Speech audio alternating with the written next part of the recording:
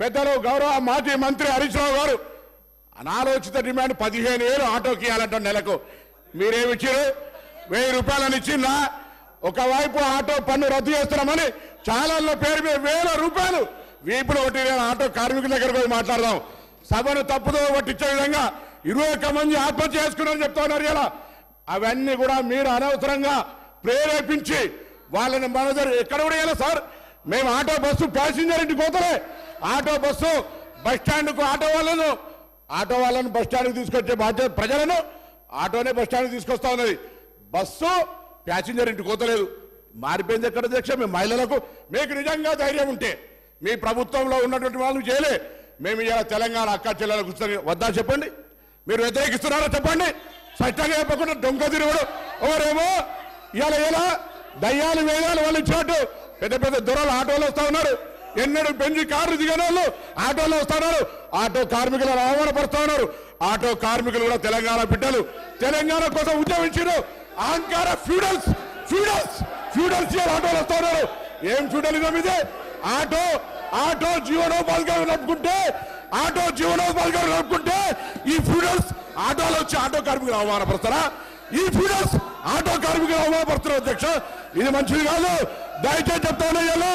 ఇలా తాపక గారు కూడా ఆర్టీసీకి సంబంధించి ప్రక్షాళన చేస్తాం అధ్యక్ష.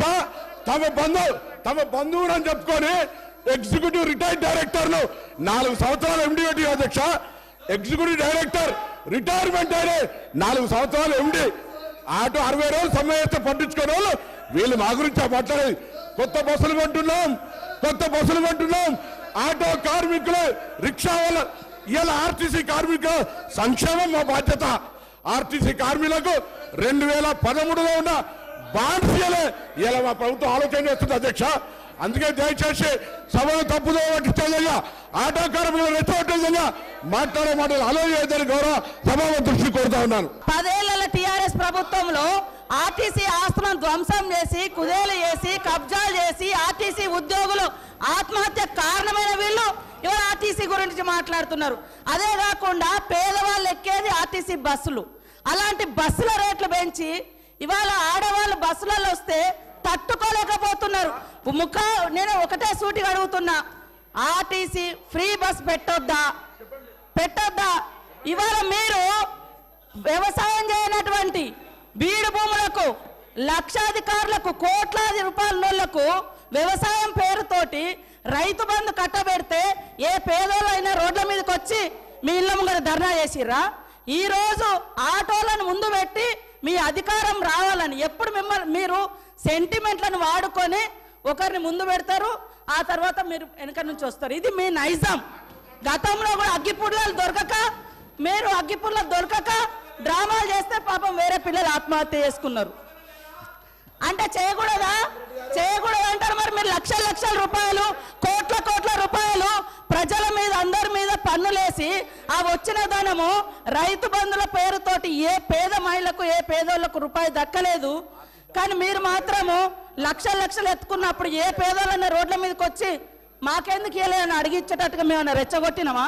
ఇవాళ అక్క చెల్లెళ్ళు అడుగుతున్నారు, నెలకు 5-6 వేలు మాకు మిగులుతున్నాయి ఆర్టీసీ బస్ తోటి. అంటే వీళ్ళు ఎందుకు తట్టుకోలేకపోతున్నారో నేను అడుగుతున్నా. మరి ఎక్కడ ఏం దొరకనట్టుగా అదే మాట్లాడుతున్నారు. మొత్తం వీళ్ళు అన్ని తీసేయండి. కాబట్టి ఆర్టీసీ బస్సులలో మహిళలు ప్రయాణం చేస్తే మీకేం ప్రాబ్లం అది చెప్పండి. పల్లా రాజేశ్వర రెడ్డి గారు ఏమధ్యక్ష ఇది?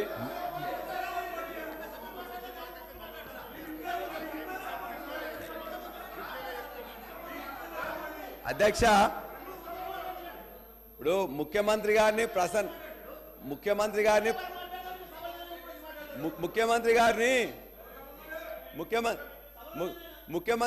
ప్రసన్నం చేసుకోవడానికి మంత్రులు తాపత్రయపడుతున్నారు. పర్వాలేదు, చాలా పని మంచిగా చేయండి, పర్వాలేదు. అదే కదా మేము అడిగేది ఏంటంటే, మేము చెప్పినాం అధ్యక్ష. నేను ఒక్కరిని మాట్లాడుతుంటే 5 నిమిషాలు కూడా మీరు సమయం ముందే వాళ్ళందరూ మాట్లాడుతున్నారు. అధ్యక్ష, మంత్రులకు అవకాశం అధ్యక్ష ఒకటే హరీష్ రావు గారు, మీరు కూడా గత సీనియర్ సభ్యులు మేమేం మాట్లాడాలి అధ్యక్ష? అధ్యక్ష ఒక్క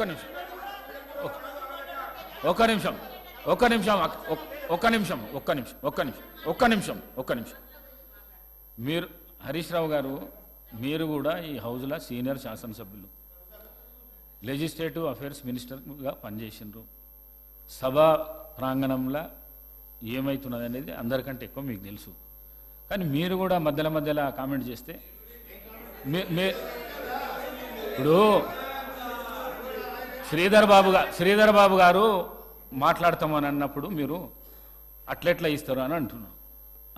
వారు లెజిస్లేటివ్ అఫేర్స్ మినిస్టర్, వారికి అధికారం ఉన్నది. ఇంటర్ఫియర్ అయిపోయి క్లారిఫికేషన్ ఇచ్చే అధికారం ఉన్నది. మరి పల్లా రాజేశ్వర రెడ్డి గారు అధ్యక్ష, మేము మరలా ఇప్పుడు ముఖ్యమంత్రి గారు ఇంతకుముందు నేను మాట్లాడినప్పుడు సభలో లేరు కాబట్టి వాళ్ళందరూ కూడా కొద్దిగా వక్రీకరణ చెప్తున్నారు. మీరు చేస్తున్న ఏదైతే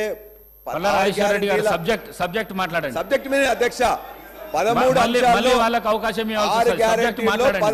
6 గ్యారంటీల్లో 13 అంశాల్లో ఉన్న మహిళల బస్సు పథకం ఏదైతుందో దాన్ని మేము ఆహ్వానిస్తున్నాం. దానికి కావాల్సిన బస్సులు పెంచాలని చేస్తున్నాం. వాళ్ళందరూ కూడా మంచిగా బ్రహ్మాండంగా ఈజీగా పోయేటట్టు చూడాలని చూస్తున్నాం.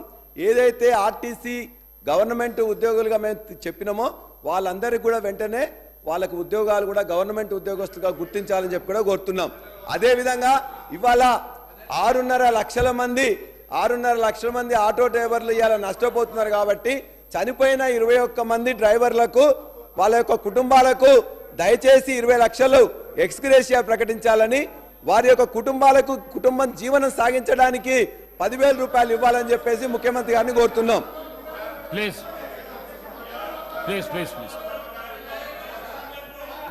అదేవిధంగా అధ్యక్ష, ఇవాళ రైతులకు చనిపోయారు అన్నటువంటి తప్ప ఆటో కార్మికులను రెచ్చగొడతా ఉన్నారు.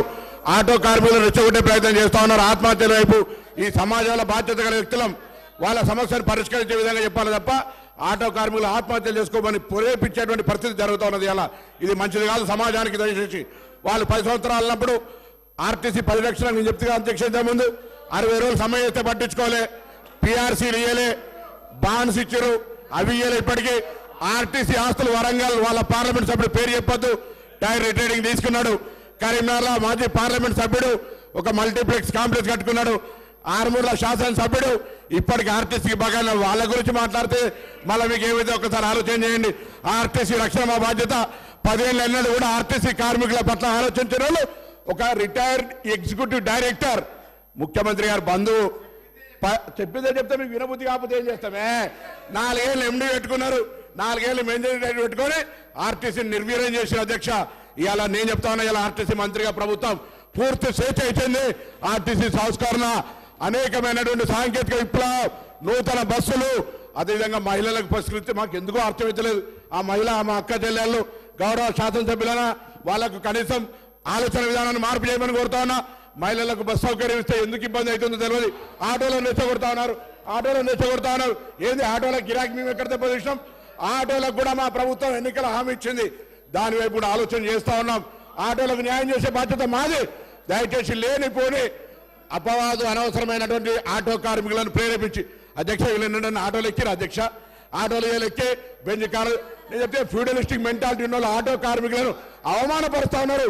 ఇది మంచిది కాదనేటువంటి మాట మళ్ళొక్కసారి ఆటో కార్మికుల పక్షాన ఒక బీసీ బిడ్డగా అందులో ఉన్నటువంటి వృత్తి చేసుకున్న మైనార్టీ ఎస్సీ ఎస్టీ బీసీలను అవమానపరుస్తా ఉన్నారు. ఇది మంచిది కాదని మాట మనం చేస్తాను. పల్లా రాజేశ్వర రెడ్డి గారు దయచేసి ఇవ్వాలని చెప్పేసి చూస్తున్నాం.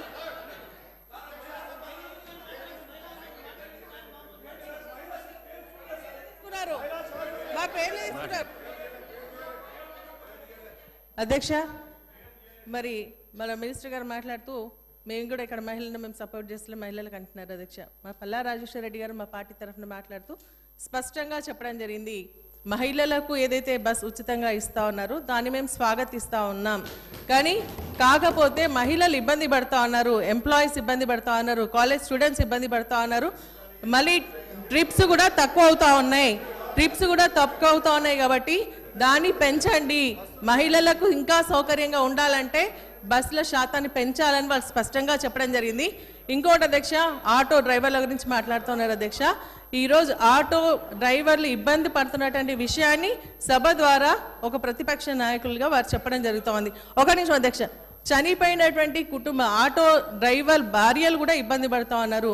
ఆటో డ్రైవర్కి సంబంధించినటువంటి వారి యొక్క కుటుంబాలు మహిళలు బాధ్యత వహిస్తారు, వారు ఇబ్బంది పడుతూ ఉన్నారు. కాబట్టి వారికి మీరు ఇచ్చేటువంటి 1200 సరిపోదు, నెలకు 10,000 రూపాయలు ఇవ్వమని చెప్పేసి మేము డిమాండ్ చేస్తూ ఉన్నాం. ఖచ్చితంగా ఇవ్వండి, ఆ కుటుంబాలను ఆదుకోండి. చనిపోయిన కుటుంబాలకు మరి 10,000 రూపాయలు 10 లక్షల రూపాయలు ఎక్స్గ్రేషియా ఇవ్వాలని చెప్పేసి కూడా మేము డిమాండ్ చేస్తూ ఉన్నాం.